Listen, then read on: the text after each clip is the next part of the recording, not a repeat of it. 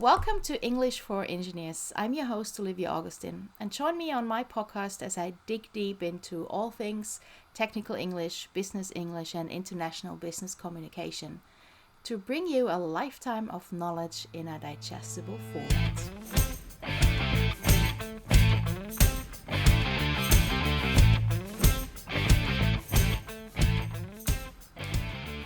Hello friends, fellow engineers, and the occasional word nerds who are listening in. I want to introduce you to my podcast guest today, Catherine Stagg-Macey, a really dear colleague of mine. On her website, she states she's an executive coach and mojo wingwoman for mid-career professionals ready to reclaim their spark in their career without setting fire to their lives. And if you subscribe to her newsletter, which I highly recommend, you will love her choice of words and her funny emails. I do know Catherine as the woman who is working with international tech teams and helps them to form really tight teams and get their work done. But I've talked enough. I hand it over to you, Catherine. Why don't you introduce yourself a little bit? Welcome at my podcast, by the way. Olivia, thank you. And can I be a word nerd too, please? I love that idea. Word nerd. Good, yeah. So a little bit more about me that people might be interested in knowing is you probably spot by now the accent is not European, let's put it that way. I was born in Zambia and grew up in South Africa, so that's a little South African accent you're picking up on. Cool. I did a computer science degree in South Africa because my father thought that was a better degree than psychology. Because I knew weirdos. Was he right? That's a good question. The tech industry has been very kind to me, I have to say. But no surprise, I'm now a coach as well in the tech industry. So, and then I moved to the UK about 20 years ago now, and to start again and sort of second career in consulting in the tech industry, and then in the last 10 years pivoted to be a executive coach and then ultimately a team coach. But my interest has always been in the tech field. So as my father was right, there's a passion for understanding how things work and the analysis and doing cool stuff with tech that always interests me. And recognizing systems and stuff like that. Exactly. And so in the last, even my consulting work, my work is very international. And in the last consulting job that I was in, I was running a European team. And we were working with people across Europe and also in Asia.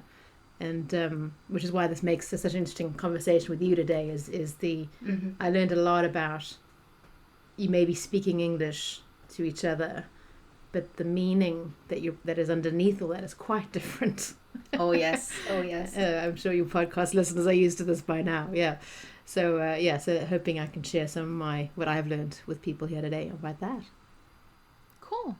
So you said you were born in the south of Africa. What was your biggest aha moment when you moved away from there? I think you moved to England. Is that right? That's right. Yeah. Yeah. So my parents were English, so I was brought up with English culture, and I thought my assumption was when I went to England it would be very easy because we spoke the same language that we had. I understood the English culture, and so the aha moment was more a wake up moment, like an oh shit moment, because it was we might speak English, but wow, we're not speaking the same language. Okay.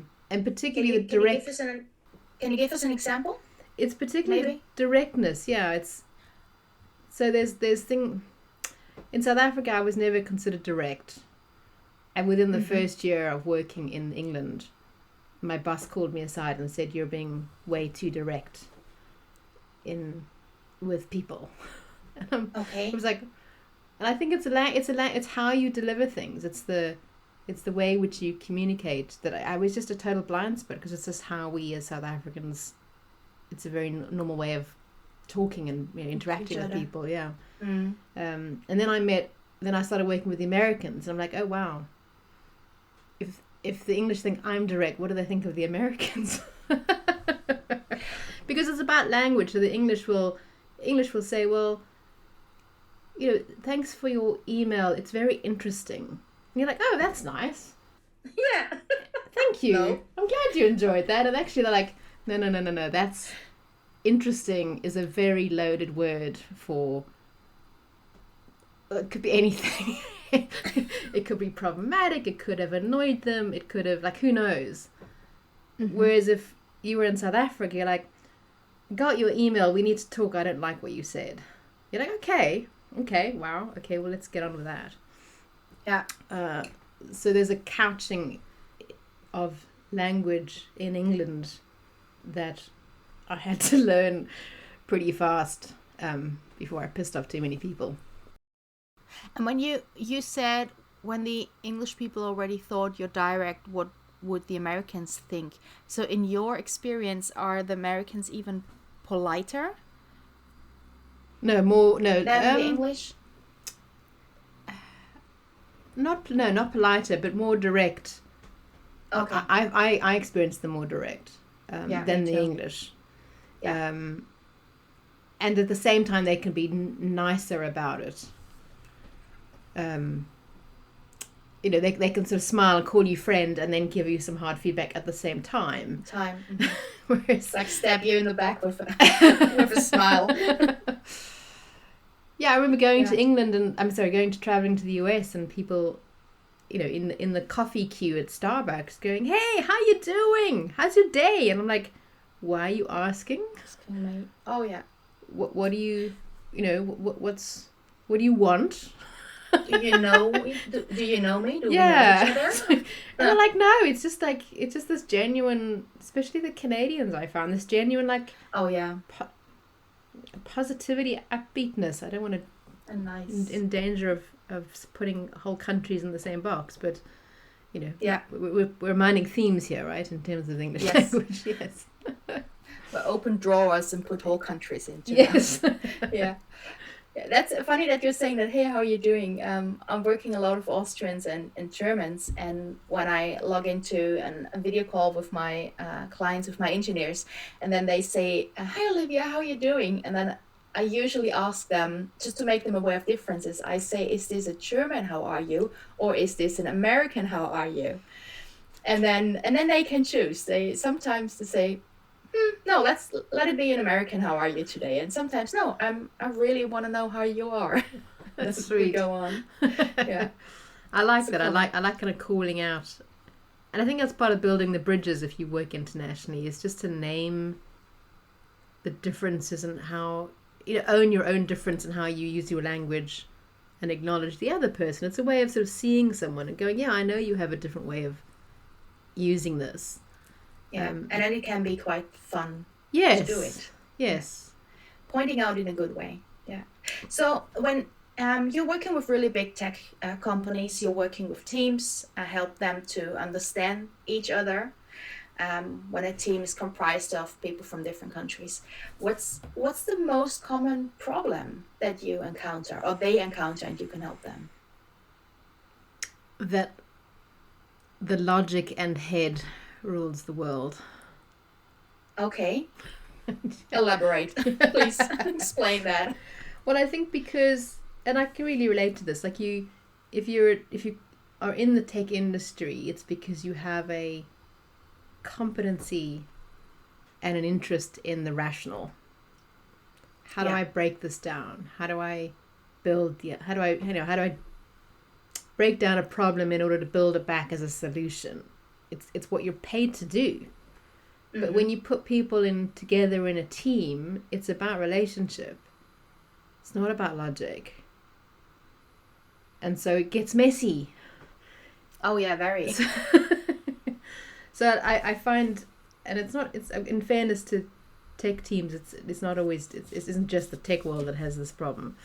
The whole world says we need to live in our heads and everything needs to be rational. And actually, it's relationships that drive organizations. It's relationships that drive teams. Everyone gets obsessed with high-performing teams. Google's made that.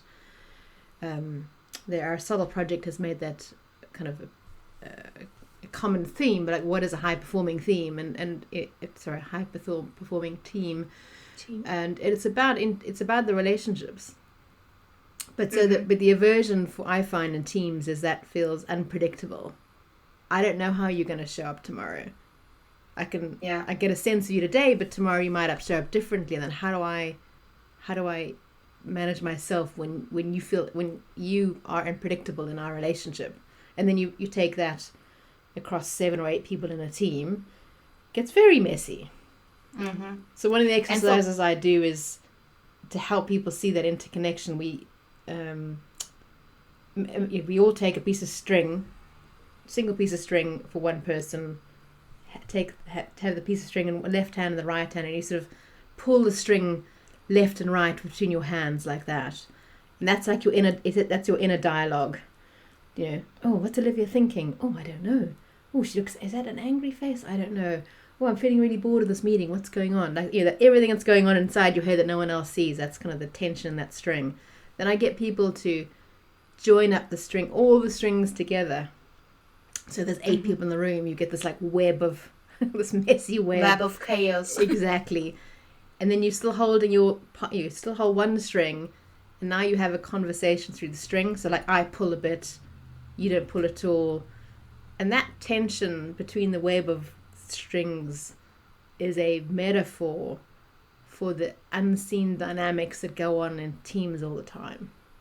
Mm-hmm. Because what I'm saying and what I'm thinking and what I'm doing are not always the same thing. And then add you into the mix and our friend, Bob, and our other friend James, and you've got these 3 levels going on the whole time. Yeah, and then add on that different cultural backgrounds, different levels of ability to speak a language, and then that can get very messy. Absolutely. Yeah. So how do you help them to overcome those problems? What kind of techniques do you teach them? I mean, you don't have to tell them all. You still want to sell your own coaching. But are there any simple or fast solutions to at least start the process of understanding each other, trying to understand each other? The very basic premise is to lean into the empathy. How do I learn to have a sense of what it's like in your world? How do you teach that to tech people? How do you teach that to engineers who are so rational, where everything is, you can calculate everything, you can calculate an outcome. We even have a factor 1.5 or factor 2 for any unforeseen windfalls and snow loads and stuff like that. So how do you teach empathy and emotion to people who live in their zeros and ones? With empathy and kindness. Okay. I need some of that as well, because I'm very much in my head as well. I think most people are willing. So empathy and emotional intelligence is just another skill. It's another muscle. So if you've learnt calculus at maths level 3 at university, you can learn empathy. You can learn. You could certainly progress along wherever your baseline level of empathy is. But you have to want to do it.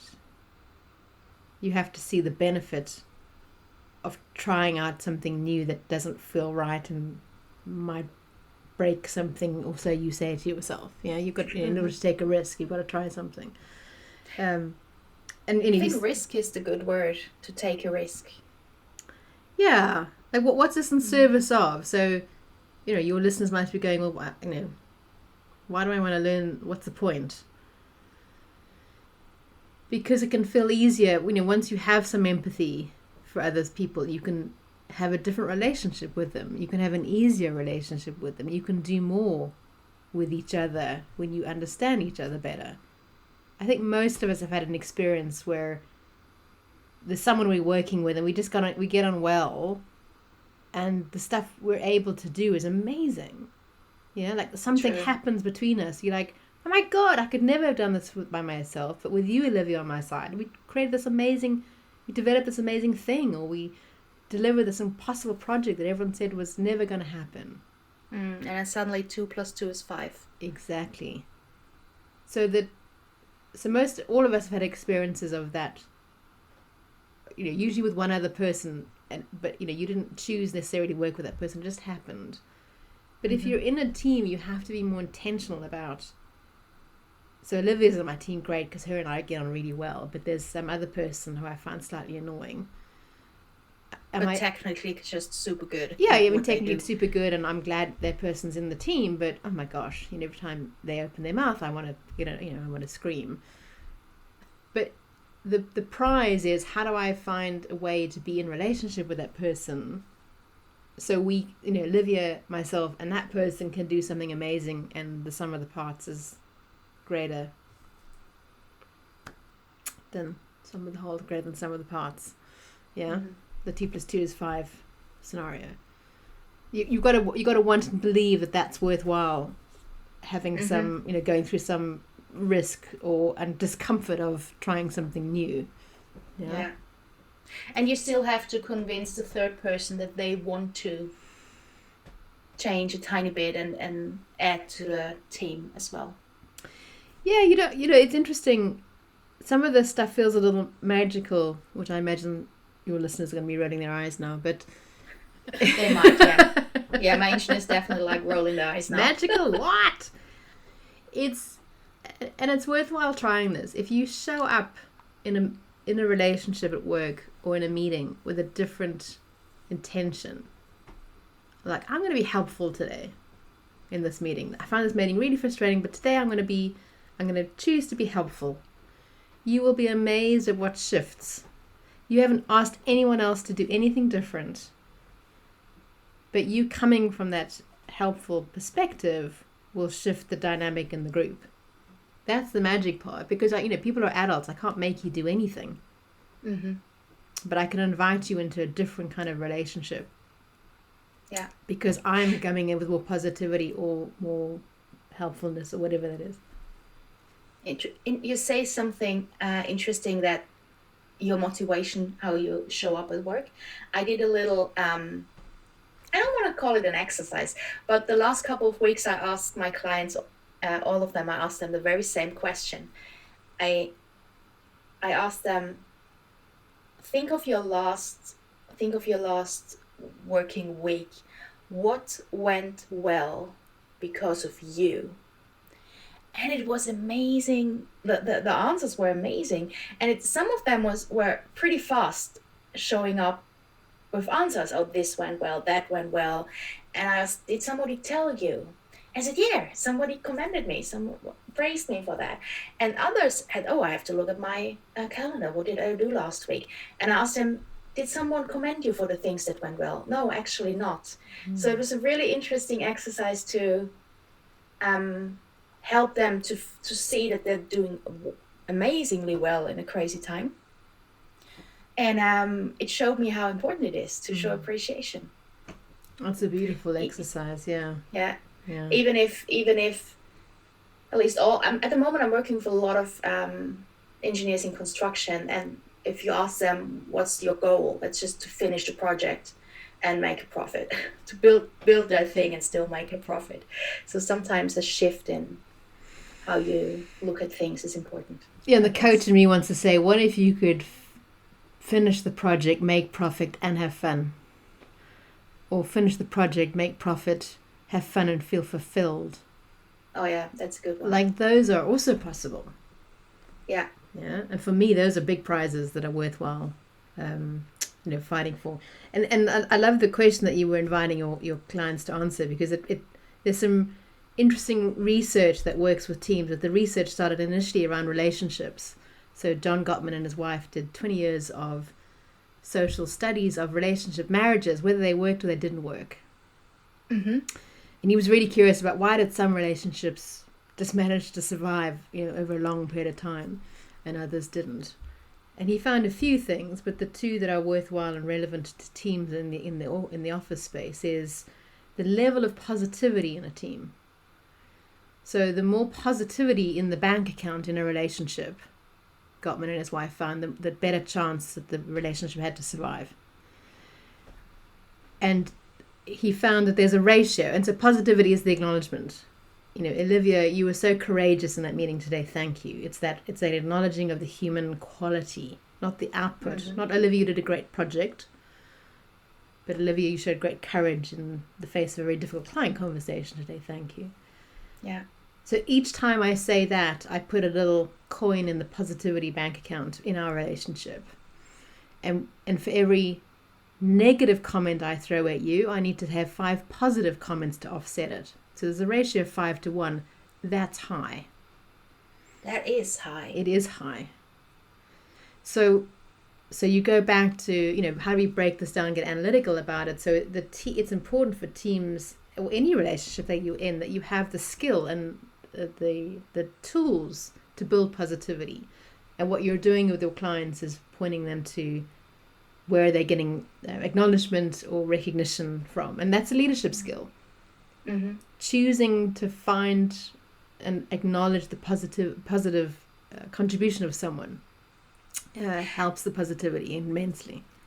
Is it really only a leadership skill? Because I'm thinking of those situations where my clients are that situation number 1 is they working in a big company, they're getting an international project that somewhat suddenly have to deal with companies from other countries, or they switch jobs and find themselves in an international company with colleagues from all over the world. But if you always only say, I'm not a team leader, it's not my responsibility to keep the team together, that doesn't work. So I think it's everyone in the group has to, even if you're not the team leader, even if you're not the project manager, you have to work on those skills. Because number 1, maybe you want to be a project manager somewhere.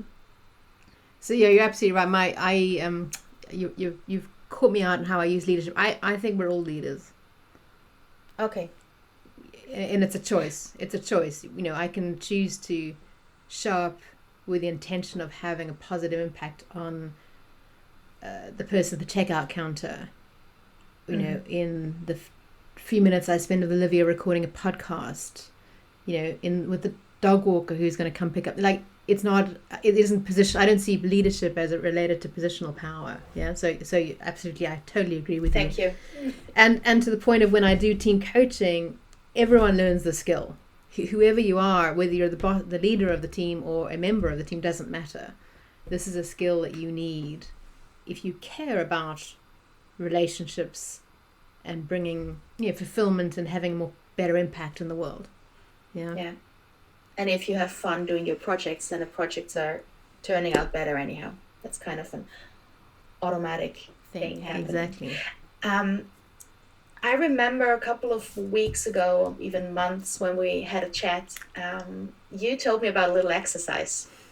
Mm-hmm. So before I ask you to explain that exercise to the listeners, I want to tell the listeners, if you're driving in a car, don't do it. Just imagine it. If you're in public transportation, you can do it, but don't mind other people looking at you as if you're crazy. But it's an interesting exercise, and wherever you are, I highly recommend to do it somewhere. Kath, what's the exercise? Because I really loved it. Okay. Yeah, so if you're operating heavy machinery, please press pause and come back to us and listen to us later. So let's do the exercise and then we can debrief about what it's about, right? Mm-hmm. So the exercise is to stand up and to raise your right arm to point it directly up at the ceiling. And then allow your eyes to gaze at the top of your finger and start to rotate your finger slowly in a clockwise direction. I'm doing it now so my voice goes funny, so I can track this. And so just slowly keep your finger rotating clockwise. And as you do this, gently bring your hand, as it keeps moving, down in front of you in that exact same direction, going clockwise. As now it's in front of your face. Bring it down to kind of your navel and keep it in the same direction. So as your hand is moving, now look at it. In what direction is it going in, Olivia? Which way is your finger now going? I started clockwise, and when looking at the tip of my finger now, it's moving counterclockwise. Exactly. And if that wasn't your experience, dear listeners, then do it again. Yeah, then maybe you have to look up clockwise and counterclockwise in the dictionary. Well, I think what I find with people is they unconsciously change it on the way down. That's actually what happens. So. Oh, really? Yeah. Sneaky. So what is this about, to Olivia's point? So this is about perspectives. So in that exercise, the finger is at one point going clockwise and another point going anti-clockwise. So which is right? Which is the truth? It's perspective. Exactly. They're both true. It depends on which way you're looking at your finger, upside, from underneath or above. Yeah. And so this idea of perspectives in relationships. So if I am looking at something we're working on as a team and I think it's wrong or stupid or frustrating or whatever, it's like, that's just my perspective. There may be other people who have different perspectives, and this is the bridge into empathy. Mm-hmm. So just owning that, okay, I see it as clockwise, but Olivia, what do you see? And Olivia goes, well, it's anti-clockwise. You're like, wow, I really didn't see that. Tell me more, and I'll tell you more about me. And now we start building the bridge between us and creating that empathy and understanding. And now I want to say, wow, that's really interesting, but I want to emphasize it's not the British, oh, that's interesting. That's a really, that's really honest German Austrian. Wow, that's really interesting. Awesome, as my American friends would say. Yeah. True. Oh, that's cool. So I think focusing on perspective is, I think, the way to go to embrace those cultural differences as well in language, in how we look at problems and how to go on in projects. And I think this is the thing with us technical people, is that we are so used to black and white and binary. Yeah. That it's quite a big mindset shift. We got to be kind to ourselves. Like, sometimes we still can't make it. Sometimes I still want to be right. Sometimes I think I know I'm right. And then I've got, like, really... And here's sort of a final bit of wisdom for your clients. Like, do you want to be right, or do you want to be in a relationship? Yeah. I once heard one, and it goes...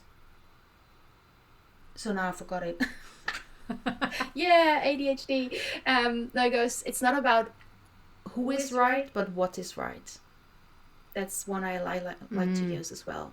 Because sometimes, even if you're right, it doesn't help to find a solution. Yeah, that's another variation of, do you want to be right, or do you want to be in relationship?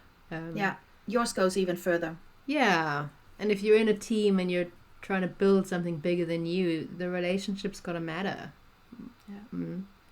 Yeah. Catherine, thank you so much.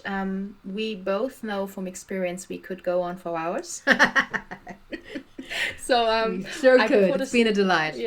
Yeah, it was. It was really a pleasure having you and interviewing you. And I want to say I'm going to invite you back in, because there's more to talk about. Thank you so much for taking the time. I do know that you have something that could be really interesting for a couple of my listeners. I just mentioned your website. It's conversations@theedge.co.uk. And there you can find really cool freebies that can help you to get your mojo back in your team, that can help you to just move on if you feel trapped in a static team. And I don't want to repeat the word mojo, but just get back on track and work together in a good way. So check out Catherine's website, conversations@theedge.co.uk. I also put the link in the podcast description. She's a cool chick. You're gonna have fun with her website as well. And that was it for today, my friends. Thanks for listening in. This was English for Engineers. I'm your host, Olivia Augustin. Talk to you soon. Bye bye.